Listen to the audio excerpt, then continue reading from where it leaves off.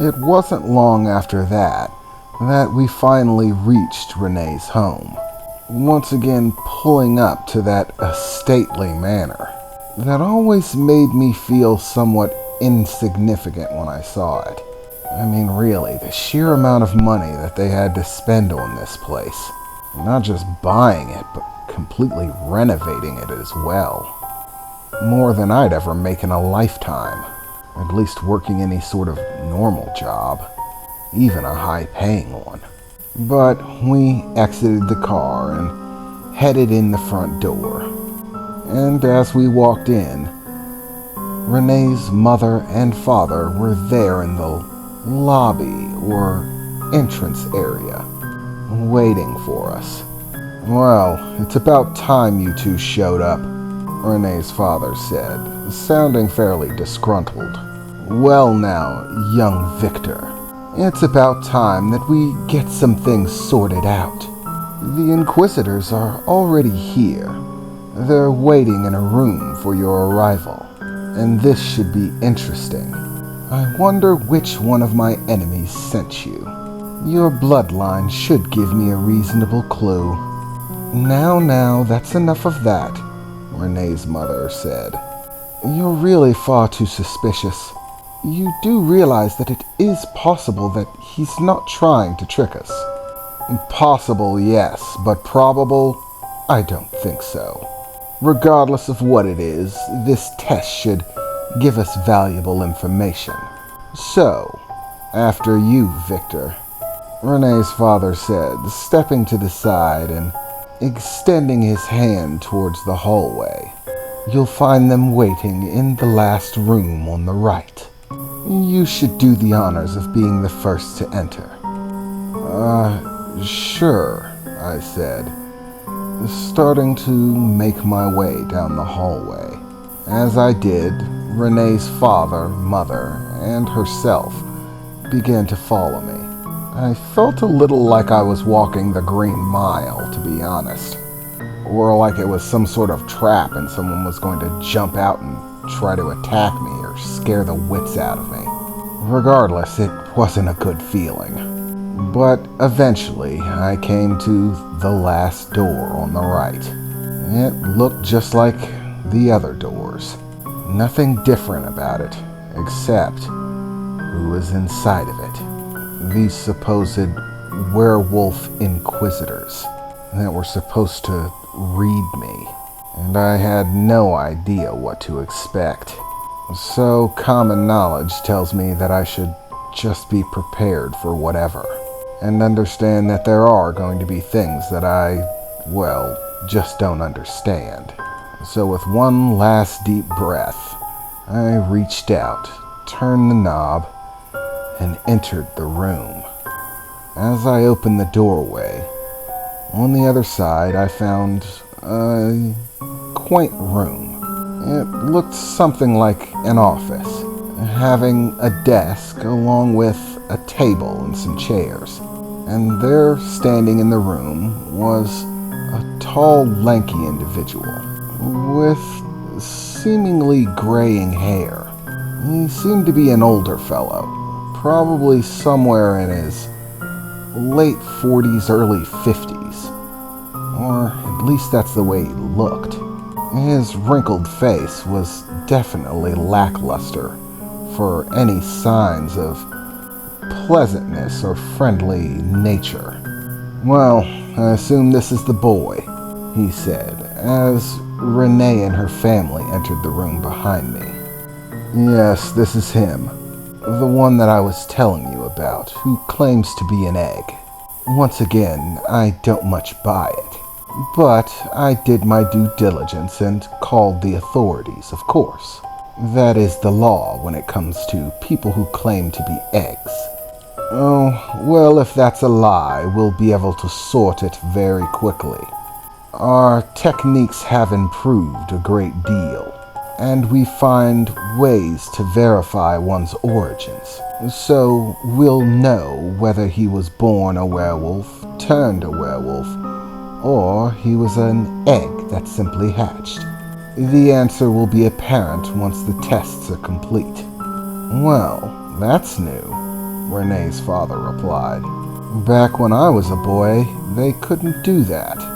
Yes, well, human technology has improved, and as such, so have our methods.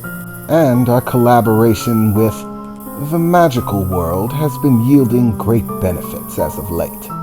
Our latest advancements have been made in a great expedient amount of time, due to the efforts of the Worthington Foundation, a large-scale company in the magical world, whom we've recently come to an agreement with, and is proving quite profitable, though their head researcher leaves something to be desired. Such a mouthy young woman, less than 100 years old, and she thinks she can talk to me as if she's in charge. It's insulting, really. She's not but a child, in comparison to me, and yet I have to deal with her nonsense nonetheless. If it wasn't for her astounding aptitude, I'd say it wasn't worth it, and do away with her if it were up to me. However, she has very powerful friends. The Worthington Corporation is not to be trifled with. Even amongst werewolves, that is common knowledge. Regardless, I suppose we should start things up. So, step forward, boy.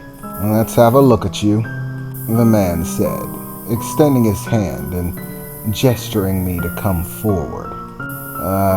Sure, I guess, I said, approaching him slowly. One question. You said that you were working with someone who was 100 years old, but you called her a young woman. What's that about? Is she some other sort of immortal monster, like a werewolf? And how old are you exactly? Well, aren't you just full of questions? The man said, leering down at me.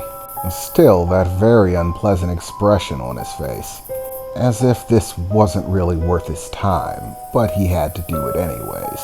No, young man.